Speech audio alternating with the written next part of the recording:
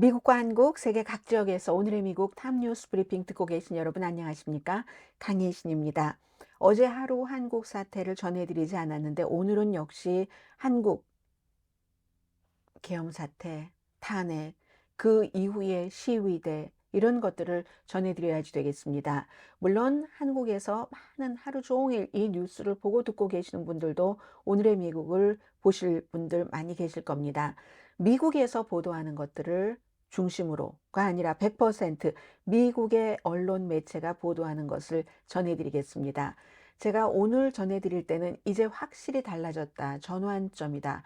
윤석열 대통령을 지지하는 그 지지대의 힘이 커졌고 이 사건 초기에는 다루지 않던 많은 매체들이 점점 윤석열 대통령 지지대 시위대의 움직임을 보도하다가 이제는 이게 물론 아직도 엄청나게 많은 사람들이 계엄을 용납하지 못하고 탄핵을 지지하고 있지만 점점 태극기 부대 이쪽의 힘이 강해지고 있다는 것이 확실해졌습니다.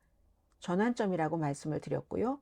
그걸 미국의 많은 매체는 공포와 부정선거 음모론으로 결집되는 힘이라고 봅니다. 그리고 윤석열 대통령을 지키는 데 동원된 미국의 상징, 트럼프 부정선거 주장, 성조기 부정선거를 주장을 하려니까 도둑질을 멈춰라, Stop the steal 이런 얘기. 또 하나 버지니아에 살고 계신 분들 안녕하세요. 광주시청에 시장이 버지니아 길을 걸었습니다. 이것도 역시 상징이 있는 것이고 광주라는 지역적인 그곳에서 벌써 읽을 수 있는 부분들이 있고 제일 중요한 건 앞으로 어떻게 전개될까 이 점입니다. 오늘로써 한국 날짜로 6일이죠. 윤석열 대통령에 대한 체포영장 시한이 만료가 됩니다. 아마 현재로서는 오늘 글쎄요 기습적이라면 모르지만 다시 체포를 시도를 할 가능성이 좀 낮아 보이긴 하죠. 미국 언론 보도를 해드리겠습니다. 이 방송을 듣고 계시는 분들께 제가 먼저 말씀드리고 싶은 것은 아마 지금도 한국에서 일반 매체든 유튜브든 여러분들이 보시는 많은 매체에서는 아직도 윤석열 대통령을 지지하는 시위대가 약하고 심지어는 동원된 사람들이다. 그래서 퇴근을 한다. 저녁에 어두워지면 4시쯤 되면 다 가고 텅 빈다. 이렇게 주장하시는 분들이 상당히 많습니다. 그런데요, 미국 기자들이 그런 걸 모르고 취재를 하겠습니까? 물론 어떠한 시위도 대규모 시위대는 어떠한 특정 단체에서 좀 지원을 하는 것 많이 있기는 합니다만은 그러나 미국의 취재 기자들이 취재를 해서 전하는 것을 보면은 윤석열 대통령을 지지하는 그쪽의 힘이 커지고 있는 것은 사실입니다. 만약에 아무것도 아니야, 허수아비야, 저쪽의 지지대가 이렇게 믿고 계신 분이 계시다면은 위험한 것이고 그 본인의 생각이 틀린 거고요. 무슨 시사평론가들도 그리고 만약에 정말 이쪽 힘이 강해지고 있구나라고 믿으면서도 아니야, 다 돈 받고 나오는 사람들이야. 이렇게 주장을 한다면 그 같은 선동도 멈춰야지 될 겁니다. 누구의 주장이 옳고 어떤 방향으로 가는 것이 옳은지는 국민이 결정을 할 것이지만 모든 결정의 바탕에는 진실, 사실이 있어야지 되는 것 아니겠습니까? 미국에서 이미 미국 사람들은 트럼프 시대에 이걸 겪어봤습니다. 며칠 전에 제가 먼저 여러분들께 더 표현을 좀 일찍 해드린 것 같긴 합니다. 윤석열 대통령이 트럼프 대통령 당시에 했었던 일을 모델 삼는다. 이게 지금 요 며칠 사이에 미국의 모든 매체, 아마 미국의 매체가 그러면 세계 다른 나라 언론도 마찬가지일 겁니다. 그렇게 보고 있습니다. 그리고 이 내용들을 가장 많이 보도하는 언론은 뉴욕타임스거든요. 뉴욕타임스가 한국 현대사와 이중 언어에 둘 다 능통하고 현장 취재 경험도 많은 훌륭한 무슨 상도 받고 한 최상훈 특파원을 포함해서 취재 기자들이 가장 많습니다. 한국에서 지금 이 내용을 취재하고 있는 기자들이. 그래서이기도 하고 앞서 말씀드린 그런 바탕 때문에 좀 깊이 있는 것을 볼 수가 있는데요. 오늘의 미국에선 뉴욕타임스, 워싱턴 포스트, AP통신, 많은 그 밖에 다른 해외 언론의 보도까지 ABC 방송 조금 다른 시각으로 보도를 했고요. 전해드리겠습니다. 먼저 공포와 음모론이 한국의 정치 위기에 기름을 붓고 있다. 우파 유튜버들이 윤석열 대통령이 당선될 때도 도움을 줬는데 이제는 실패한 계엄령에서 윤석열 대통령과 동맹이 돼버렸다. 소제목입니다. 많은 사람들을 인터뷰를 했는데 특히 이제 최상훈 특파원 다른 사람들도 인터뷰들을 해서 또 다른 기사들이 여러 개가 나왔고요. 어제 오후에 이제 웹사이트에 실렸고 오늘 뉴욕타임스 신문판에 실린 이 기사인데 이 기사를 취재를 하고 보도를 한 최상훈 특파원은 윤석열 지지자 12명을 인터뷰를 했는데 그 사람들이 전부 유튜브를 주로 보고 있고 부정선거였었다고 지난번 총선이 강하게 믿고 있다 하는 것을 전제로 하거든요. 이분들이 어느 정도로 강한가 하는 것을 전해드리겠습니다. 만약에 한국에서 특정 방송을 들으시는 분들이라면 대강은 스쳐 지나가지만 미국 그 특파원들이 취재하는 게 오히려 더 냉정하리라고 생각이 됩니다. 날마다 시위에 나가는 사람. 이런 사람들은 야당이 내란 세력이라고 본답니다. 윤석열 대통령이 내란 혐의가 있어야지 되는 게 아니라 야당이 내란 세력이다. 대통령이 국정 운영을 못하도록 했으니까 거대 야당이 또 부정선거로 당선됐으니까 대다수는 야당 의원 대다수 과반수 정도는 무효라고 확실하게 믿고 있답니다. 바이든이 당선되지 않았고 트럼프가 이겼다고 믿는 미국의 트럼프 부대, 마가 부대와 똑같은 생각을 태극기 부대가 하고 있다는 겁니다. 그래서 이분들은요, 날마다 시위에 나가시는 분들, 한국의 야당 편에서 보도를 하고 있는 그런 시사평론가들 말과는 저는 반대입니다. 윤석열을 보호하는 게 사법부, 학교, 언론사까지 사회 곳곳에 퍼져 있는 종북 세력으로부터 대한민국을, 남한을 지키는 것이라고 믿는 사람들이 많다고 얘기를 합니다. 어떤 분은요, 날마다 시위를 하기 위해서 집 밖으로 나갈 때 와이프에게 아마 이게 내가 살아있는 마지막 모습을 보는 건지도 몰라.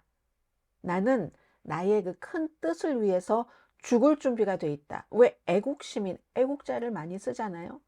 그분들 가운데 몇 %인지는 모르지만 이렇게 강력하게 나의 행동이 애국이라고 믿고 있는 분들이 많이 계시다는 걸 알려줍니다. 내가 대의를 위해서 죽을 수도 있다는 것은 윤석열 대통령만을 보호하기 위해서 그런 게 아니야, 여보. 내 후손도 살아야지 될 우리나라를 구하는 길이야. 그러니 지금이 내가 마지막 나의 모습을 당신이 보는 건지도 몰라. 죽어도 좋다 하고 나간다는 얘기죠. 57살에 이분은 저랑 이름이 비슷해서 제가 말씀을 드리는데 강혜선 씨 57세. 이건 이제 윤석열 대통령 이제 막 구속 이런 그 시점에 지지자들이 그 본인의 그 집 근처에 있다 이런 것을 유튜브를 통해서 알게 돼서 윤석열 대통령이 혼자 싸우고 있다고 너무 불쌍하다고 눈물을 흘렸답니다. 당연히 부정선거였었다고 믿는 거고요. 어떻게 부정선거로 당선된 인간들이 대통령이 일을 못하도록 장관은 다 탄핵을 시키고 대통령의 안건 사사건건 거부하고 흠집 잡기만 하고 그리고는 예산까지도 주지 않아? 이렇게 믿고 있으니까 부정선거라고 믿고 있으니까 정말 강하게 이분이 Stop the steal, 도둑질 멈춰라 이렇게 적힌 트럼프의 마가 지지자들이 들고 다니던 그렇게 쓴 포스터를 들고 있다는 얘기를 합니다.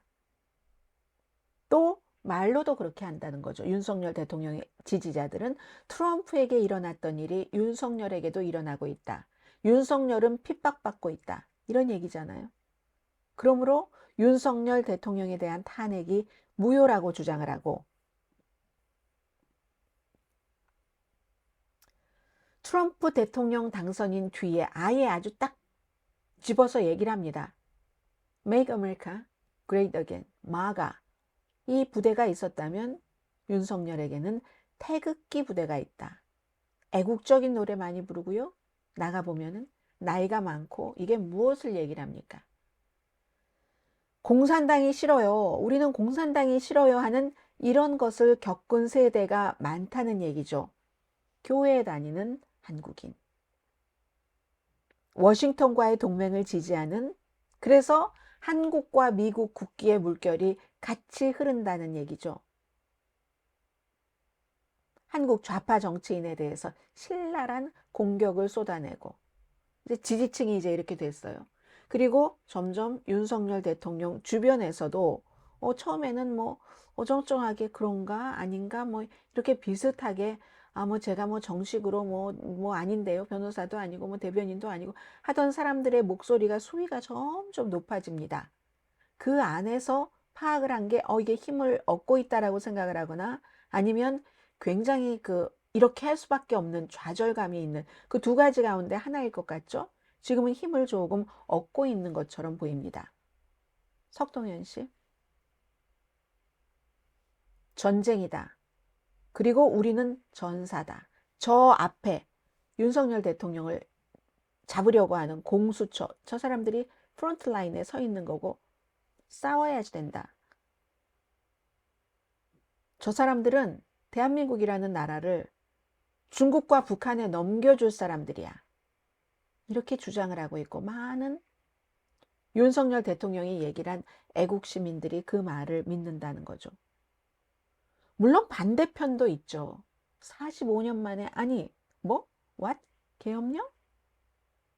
군사 통치 아래 두는 그 계엄령이라고 해서 그때 얼마나 심각하게 몇 시간 만에 그 계엄령을 끝내기는 했습니까? 끝냈죠. 끝냈지만 지금 정말 뭔가를 정비해서 다시 힘을 쌓아가고 있는 중이라는 것. 심지어 국회에서 윤석열 대통령을 탄핵했어도 우파 유튜버들은 2022년도 윤석열 대통령 취임식에도 수십 명이 초대가 됐었죠. 그때 사람들은 비아냥거리기는 했었습니다. 그리고 이게 말이 돼? 아니 저렇게 조잡하고 증거도 없는 말들을 막 쏟아내는 사람들을 대통령이 수준이 있지 저래서야, 이렇게 얘기를 했는데, 알고 보니까 훨씬 그것보다 더 밀착이 돼 있었고 그것으로 지금은 힘을 쌓아가고 있는 거죠. 계엄령이 실패한 뒤에 윤석열 대통령과 우파 유튜버들의 관계, 여기서 한국인들이 얼마나 음모론을 믿는가, 이걸 뉴욕타임스가 알려줍니다. 일반적으로는 이 같은 음모론이야. 막 부정선거에서 송개표 했는데도 숫자가 틀리지 않았는데 어떻게 부정선거가 되겠어요? 그리고 집권당의 총선이었죠.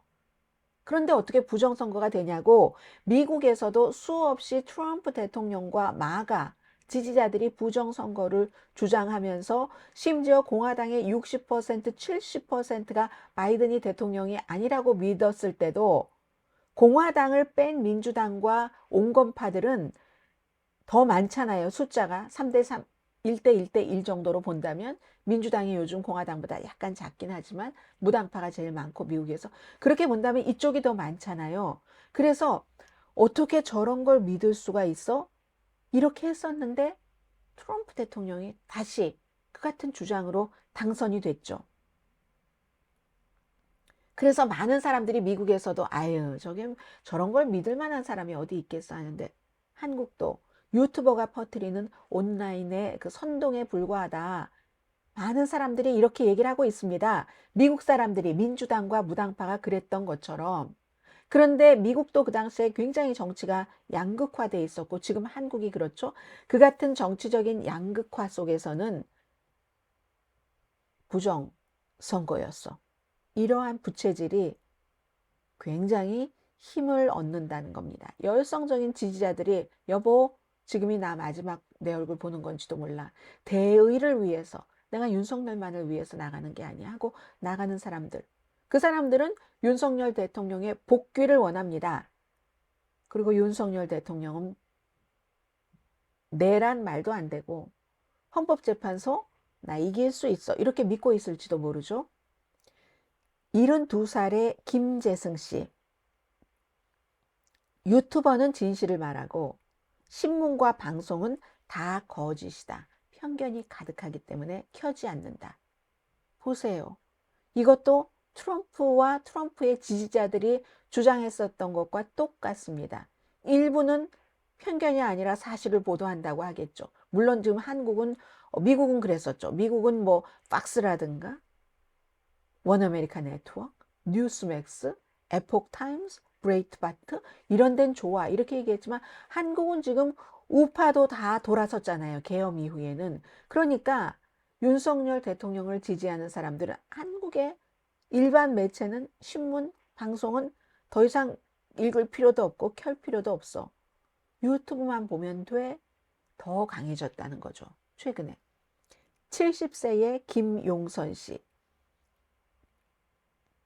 진보 정치인들이 한국과 미국의 동맹을 훼손한다고 말합니다. 그래서 중국과 북한 더 힘이 강해지고 거기에 또 한국의 진보 정치인들이 결탁을 한다. 이걸 유튜브에서 많이 얘기를 하고 그 같은 유튜브의 클립을 뉴욕타임스의 취재 기자에게도 트럼프 지지자 윤석열 지지자가 보여준다고 말하죠. 특히 한마디만 딱 언급하고 말았습니다. 전광훈 목사. 다른 민주주의 국가에서와 마찬가지로 한국 사람들도 뭐 정치적인 이런 여러 가지 의견 형성, 소셜미디어에 많이 의존을 하죠. 그런데 한국 언론재단이 2023년도에 보고한 것에 따르면 한국 사람들은요, 뉴스를 어디서 많이 보고 듣느냐? 유튜브에서 53%입니다. 이 53%는요, 조사 대상국 46개국의 평균치 30%였습니다. 뉴스를 유튜브에서 섭취한다. 30%보다 23%나 높습니다. 한국이. 53%가 유튜브에서 뉴스를 본다고 하니까요. 그리고 이제 알고리즘이 있어서 한번 내가 본 것만 계속 보여주고 하니까 이게 더욱더 나라를 분열시킨다. 뭐 이런 많은 얘기들, 인터뷰를 뭐 전 정치인이고 뭐 야당, 뭐 칼럼니스트를 통해서 얘기를 하고요. 홍성국 씨가 그렇게 얘기를 했네요. 알고리즘 중독에 의해서 일어난 세계 최초의 내란일 것이다. 이런 얘기를 하고 1980년도에 그 군사 정권의 그 전두환 그때는요. 뭐 계엄령 이런 거 할 때 북한 괴뢰 이렇게 얘기를 했어요, 우리가. 그리고 그들의 지령을 받은 위험분자 계엄령 선포할 때 그 계엄령을 이렇게 정당화했죠. 근데 이제 그에 비해서 이제 윤석열 대통령은 스캔들, 뭐 재난, 여러 가지 정치적인 문제가 또 와이프와 연관돼서 깊어지면서 정치 우파에 더 공개적으로 동조를 하고 더군다나 언론 매체들이 이 보수 매체들도 본인에게 좋은 기사를 써주지 않으니까 다 가짜 뉴스를 퍼뜨린다고 윤석열 대통령이 계엄령을 선포하기 전에도 가짜 뉴스에 대해서 많이 얘기를 했습니다. 심지어 한국에서 어떻게 저럴 수가 있어 했었던 공무원 훈련 센터장, 트레이닝 센터장의 우파 유튜버를 임명하기도 했었잖아요. 그리고 이제 윤석열 대통령이 뉴욕타임스는 그렇게 보고 있습니다. 보도를 했습니다. 계엄령을 선포하기 오래전부터 일부 그 우파 유튜버들은 윤석열 대통령에게 국내의 적을 처리하기 위해서 계엄령을 선포해야 된다. 이런 걸 촉구한다는 거예요. 여기서도 약간 트럼프 냄새가 나는데요. 트럼프 대통령은 윤석열 대통령은 국내외의 적 이렇게 비슷하게 표현을 하지만 트럼프 대통령은 국외의 적보다 국내의 적이 더 위험하다라고 얘기를 하죠.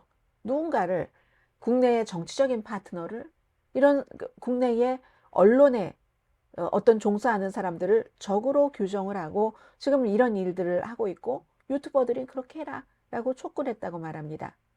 또 여기에 중국은 왜 그렇게 들어갑니까? 미국에서도 그랬거든요. 뭐 대한항공 좌석을 뜯어가지고 뭐 중국에서 바이든을 지지하는 표를 거기다가 잔뜩 꾸겨 넣어가지고 와서 바이든이 당선됐다. 한국에서도 선거를 포함해서 중국이 한국 정치를 비밀리에 막 조작을 하고 있다고 암시를 한다던가. 이래서 이제 중국 혐오증이 나오잖아요.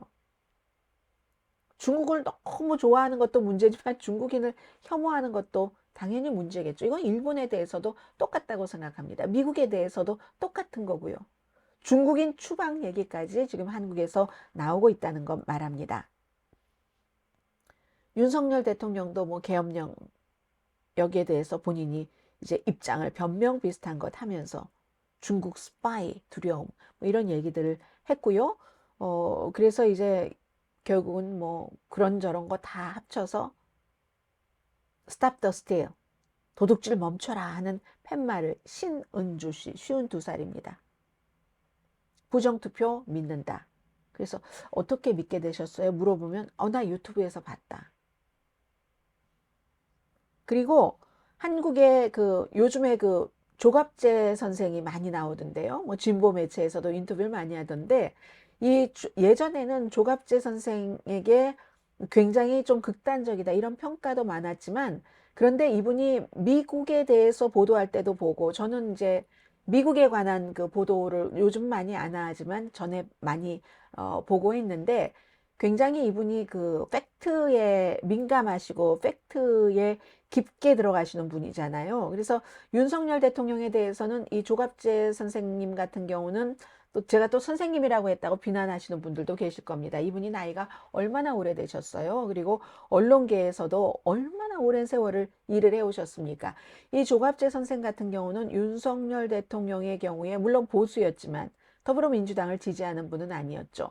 그러나 용산으로 이전할 때부터 그때는 좀 심하다 싶게 그렇게 비난을 하다가 최근에는 완전히 보수지만 윤석열 대통령 계엄 이후에는 엄청나게 아주 그 신랄하게 비판을 합니다. 그래서 한국 매체에서도 뭐 진보 매체에서도 이분을 초대하기도 하고 그리고 미국에서도 이제 이렇게 인터뷰를 하는 겁니다.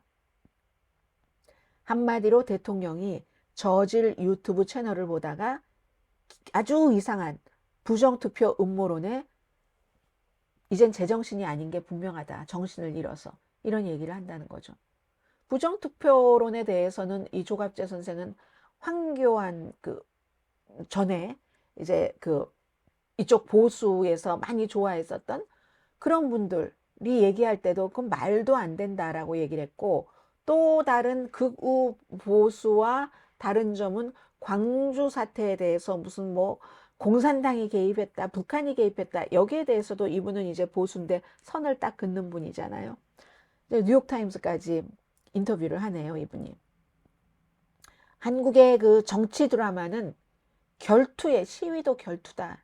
너무너무 치열해서 이런 얘기를 합니다. 친윤 지지자, 반윤 지지자, 윤석열을 체포하라 이렇게 하고 지지하시는 분들도 엄청 많죠. 무슨 뭐 특히 이제 이쪽은 뭐 민주노총 이번에 한꺼번에 대규모로 모이려다가 경찰이 저지했다고 들었는데 아무튼 윤석열을 체포하라 하면서 차가운 아스팔트에 누워 계시는 분들도 계십니다. 서울이 지금 기온이 어떻게 되냐면 밤 정도 되면 화씨 17도 정도라고 하는데 저는 화씨 17도의 그 아픈 추위를 다 잊었지만 제가 새벽에 로스앤젤레스에서 출근할 때 새벽 4시 때가 요즘 53도입니다. 53도인데도 아주 춥거든요. 17도 두꺼운 겨울 외투를 입고 그리고 또 다른 조끼도 또 입어야지 되니까 또 가지고 오시고 이런 분들은 또 윤석열이 완전히 끌려 나오고 또 내란에 가담한 사람들 전부 처벌될 때까지 나는 목소리 낼 것이다. 시위할 것이다. 이렇게 얘기를 합니다. 그리고 이제 이 뉴욕타임스의 이 보도는 결국은 유튜브를 중심으로 한 그러한 음모론과 그 극단적인 그 두려움을 퍼뜨리고 이런 것들 때문에 한국이 더 지금 심각하게 이렇게 됐는데 유튜브 그 구글에서 하니까 구글 코리아가 유튜브 컨텐츠를 커뮤니티 그 가이드라인이 있죠. 거기에 따라서 관리한다고 얘기를 하고 있는데 요즘은 그렇게 우파 극우 유튜버가 많다는 얘기입니다. 그리고 마지막에 이런 얘기도 하던데요. 그런데 아이러니하게도 윤석열 대통령이 계엄을 선포했을 때는 유튜브를 통해서 이거 안 돼, 우리 국회로 가자 해서 결국은 6시간 만에 계엄이 취소가 된 이러한 극적인 게 다 유튜브에서 나온다는 거죠.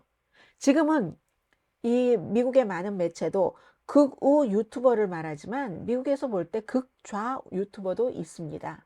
물론 유튜브에 한국에서는 극우가 좀 많은 것은 사실인 것처럼 보입니다만 극좌의 힘도 막강합니다. 중간지대가 없어요. 중간지대는요, 인기가 없어서 유튜브가 잘 노출시켜 주지도 않고 또 중간이니까 중간이라는 게 뭐 항상 기계적인 중립을 지킨다는 게 아니라 이거나 저거나 사실을 전하면서 어떤 때는 분명하게 요즘은 다들 선동을 하니까 어머 여기서 말한 이건 사실이 아닙니다라고 얘기할 수도 있고 그게 우파가 될 수도 있고 어떤 때는 좌파에서 말하는 이게 사실이 아닙니다라고 말할 수도 있는 쪽이 중간지대가 된 겁니다. 지금 기계적인 중립이 아니라 그런 곳은요 잘 노출도 안 되고 사람들이 보고 들으면 심심해요. 극좌, 극우가 하도 엄청난 얘기들을 믿거나 말거나 쏟아내기 때문에 선동을 잘하기 때문에 이런 알고리즘의 서로 다른 역할 간의 충돌, 우파와 극좌. 그런데 지금은 극우파가 지금 약했었기 때문에 계엄과 탄핵 초기에 이게 누가 보더라도 민주주의 국가에서 이게 있을 수 있는 일이야. 국민에게 결국은 군인을 들이댄다는 건데 이걸 상식적으로 있을 수 없다고 생각해야지 되는데 트럼프를 겪고 난 시대에는 한국에서도 계엄이 정당하다고 얘기하는 사람이 점점 날이 갈수록 늘어나고 있습니다. 내란의 주체는 이쪽이 아니라 저쪽이 내란의 주체이기 때문에 내란을 일으킨 주체를 계엄으로 막았어야지만 됐다. 지금 이런 것들이 호응을 얻어가고 있다는 얘기입니다. 너무나도 위험한 일이죠. 그래서 여기까지 가는데 거대 야당이 너무 힘을 타협을 안 하고 물론 윤석열 대통령 타협 안 하는 건 너무 유명한 거고요. 너무 휘둘렀었다. 너무 극단적으로 갔다 하는 것도 결국은 이 말 하면서 제가 욕을 먹겠지만 나중에는 그런 평가가 맞을 겁니다. 양쪽이 다 잘못했으니까 부딪혔겠죠. 워싱턴 포스트입니다. 성조기뿐만이 아니라 스탑 더 스틸뿐만이 아니라 광주시장, 강기정시장, 버지니아주의 모로인 Sic Semper Tyrannis, 뭐 라틴어라고 하죠. 그걸 상징하는 버지니아의 기 There's always to 그 tyrant 뭐 이런 거죠. 폭군은 언제나 타도 된다. 한마디로 뭐 복잡한 게 많아요. 뭐 이게 언제부터 했다 어쨌다 저쨌다 또 어떤 때는 의미가 반대가 되기도 하고 뭐 하는데 결국은 이 광주잖아요. 광주시장이고 전두환의 계엄을 겪어봤던 곳이고 권력을 남용하는 자는 반드시 파멸에 이른다. 이게 동서고금의 진리입니다. 강기정 시장이 페이스북에 그렇게 쓰기도 했네요. 뭐 많은 그 해석들이 있거든요. 근데 이제 이게 영국 지배한 거에서 뭐 이렇게 했었던 그걸로 나중에 무슨 남북전쟁 당시 이거는 잊어버리고 그게 이게 지금 또 주가 아니니까 결국은 이것을 딱 걸어놓고 결국은 윤석열 대통령이 물러나야지 된다는 이런 얘기 아니겠어요. 그래서 워싱턴 포스트는 아니 미국의 상징이 대한민국에서 서울에서뿐만이 아니라 이제 광주에서까지 이런 버지니아 이 버지니아 기가 11월 달에 버지니아하고 광주하고 뭔가 경제적인 협력을 하는 회의를 본격적으로 하는데 글렌 영킨 버지니아 공화당 주지사 인기잖아요. 한국을 방문하고 뭐 이렇게 저렇게 해서 뭐 그 기념품으로 마침 이런 때에 그 기가 도착을 해서 그걸 이제 걸었다 하는 얘기입니다. 이렇게 성조기 같은 경우는 이제 한국과 미국이 방위를 공조하기 때문에 오랫동안 시위 현장에서 태극기 부대에게 등장을 했지만 스탑 더 스틸은 지금 새로운 것이고요. 그러면서 스탑 더 스틸에서 저는 이것이 궁금합니다. 아니 정말 트럼프 대통령 당선인이 취임을 하고 나서 뭔가 여기에 대해서 개인의 의견을 낼 수도 있을까 하는 생각도 드는 거예요. 지금 시점에서는. 왜냐하면 트럼프가 이걸 보고 동정심도 느끼고 미국 단어 표현으로 댐뱃이라고 했는데, 그리고 이 윤석열 대통령의 곤경, 대한민국의 애국 시민이 처한 곤경을 이해해 주기를 바란다. 인식해 주기를 바란다. 도와주길 바란다.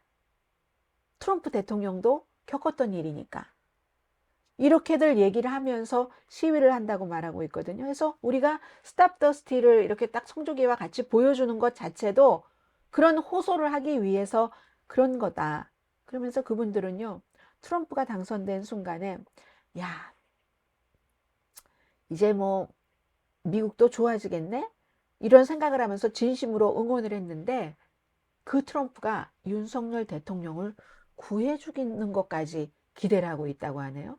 전혀 저도 미국에서 이제 여러 가지를 보도를 하면서 상상하지 못했던 일들이 그게 뭐 눈덩이처럼 불어나서 힘을 갖고 하는 것을 봤기 때문에, 아니 저분들이 이런 생각을 갖고 있어. 그런 생각을 갖고 있으면 누군가가 뭔가를 접촉을 시도한다던가 뭔가 그런 일이 이루어지도록 준비를 해보지 않겠어요? 저는 그게 지금 궁금해집니다.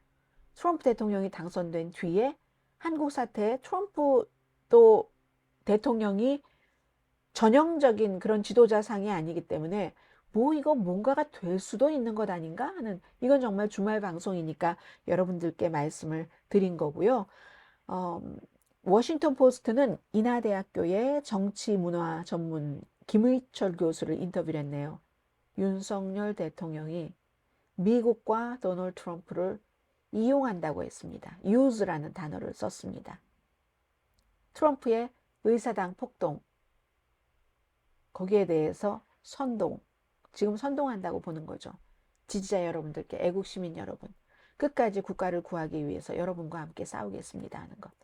대통령의 면책 특권 주장, 그리고 트럼프도 우파의 가치를 얘기한 것처럼 윤석열 대통령도 우파의 가치를 말한다, 이용한다. 여기에 이거 어디에서 본 건지 모르겠는데요. 비교적 뭐 중년층 정도 된 분인데, 서울에서, 저는 뒤에 또 뭐 한국 분이 아닌 분이 계셔서 이거 한국인가 하고 봤더니 미국인가 하고 봤더니 서울에서 마가 빨간 모자까지 등장을 했습니다. 처음에 계엄이 있었다, 탄핵이 있었다, 그 다음에 국민의힘도 조금 위축됐고 윤석열 대통령의 지지층도 조금 위축됐다. 그러다가 마구 꿈틀거려서 윤석열 대통령의 지지층은 굉장히 힘이 강해지고 한국의 마가 등등의 많은 상징이 등장을 하고, 그에 비해서 뭐 공수처의 뭐 체포영장 이런 것 시점이 되면은 국민의힘은 약간 거리를 두는 것처럼 보이지만 항상 정치인들은 여론을 봅니다. 이쪽에 어느 쪽의 여론과 그 지지층, 시위층이 더 강해지느냐에 따라서 정치인들은 또 꿈틀거리고 움직일 겁니다. 지금 여기까지고요. 그 밖에는 지금 뭐 오늘이 체포영장 마감 날이니까 어떻게 될지, 그리고 이 체포영장에 대해서는 ABC 방송도 보도를 했는데 한국에서도 이슈가 되고 있는데, 여러분들께서 보시는 그런 매체에서 아마 진보 매체를 보면 아니 이게 거기다가 이러한 예외까지 뒀는데 대통령이 안 나왔단 말이야? 이렇게 얘기를 하는데, 많은 미국 매체는 그러한 그 예외를 둔 것 자체가, 제가 자세한 건 말씀 안 드리겠어요. 아시는 분들은 다 아실 테니까. 그러한 예외를 둔 것 자체가 결국은 책 잡힐 일이라는 게 거의 공통적입니다. 뭐 영장을 발부하면, 영장만 발부하면 됐지. 영장 발부하면 뭐뭐뭐뭐 가지고 오고 뭐뭐뭐뭐 해당되는 거 뭐 목록 적고 등등 심플하게 하는 건데, 거기다가 대고 뭐 이거는 뭐 이거 헌법에 몇 조를 예외로 둬서 이걸 이번에 적용하지 않는다 이러면 영장 발부하는 사람이 그게 무슨 뭐 헌법을 관한 헌법 그 자체도 아니고 하니까 이게 또 문제가 될 수 있다. 법적 조항을 배제를 한다는 것을 그 영장에 기재를 한다는 것 자체는 전례 없는 일이다. ABC 방송이 보도를 합니다. 그리고 이건 미국에서 볼 때는 사법권과 어떤 그 뭐라고 하나요? 권력 분리 이런 원칙에도 어긋나는 것으로 보는 거죠. ABC 방송은 이제 그 점이 제가 볼 때 좀 특별했고요. 그리고 또 그 경호팀의 보호를 받는 한, 지금 여론도 여론이고 시위대도 시위대인데 경호팀이 물러서지 않는 한 구속은 불가능할 수도 있다고. 이것도 이제 ABC 방송이 보고 있는데, 물론 저쪽에선 대통령이 사병이냐? 경호팀이? 군인도 있고 뭐 경찰도 있고 뭐 특수 훈련 받은 사람들도 있고 그렇게 얘기를 하고, 또 무슨 거기서 뭐 실탄을 뭐 쏘라는 명령을 내렸다는 등, 여기에 대해서 박정준 경호실장이 대통령 경호원으로서 참담하고 안타깝다, 실탄 사격 지시를 했다는 것 가짜 뉴스다라고 얘기를 하잖아요. 정치적인 이념과 연관해서는 안 된다. 우리는 어쨌든 지금 대통령이기 때문에, 대통령이잖아요. 권한이 정지된. 그래서 보호를 한다. 다 나름대로의 자기의 직업관과 뭐 또 대통령과의 관계도 있고 있을 겁니다. 그렇기 때문에 이런 일에는 굉장히 세심하게 책 잡힐 일을 안 해야지 된다는 거죠. 물론 기각됐지만 뭐 오동훈 공수처장을 포함해서 한 150명 정도를 뭐 고소했다고 하잖아요. 윤석열 대통령 측에서. 지금 한국 레이티스가 그렇게 되고요. 그리고 만약에 그 다음에는 여러분들께서 아시니까 뭐 더 자세히 전해드리지는 않겠습니다.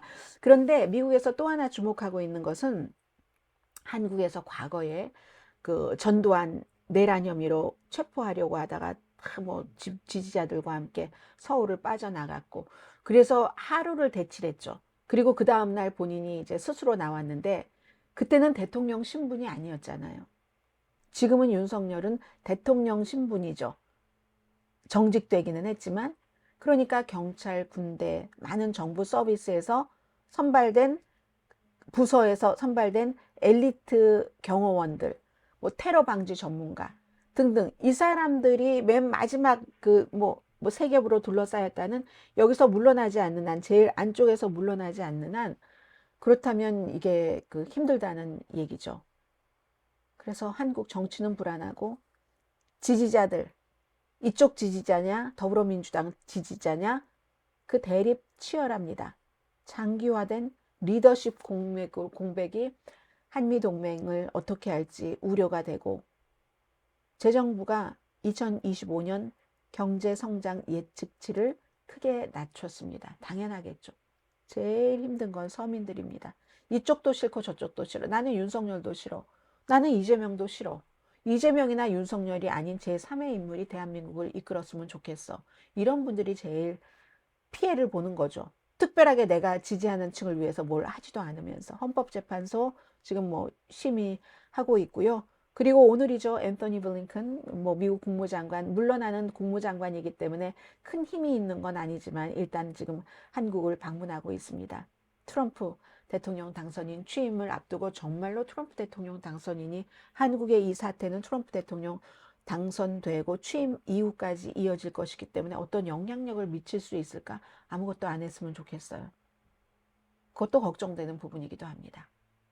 여기까지 오늘의 미국 탑뉴스 브리핑 여기서 마치겠습니다. 미국 다른 많은 뉴스들이요, 한국의 엄청난 저 문제에 비교라면 너무 하찮게 느껴져서요.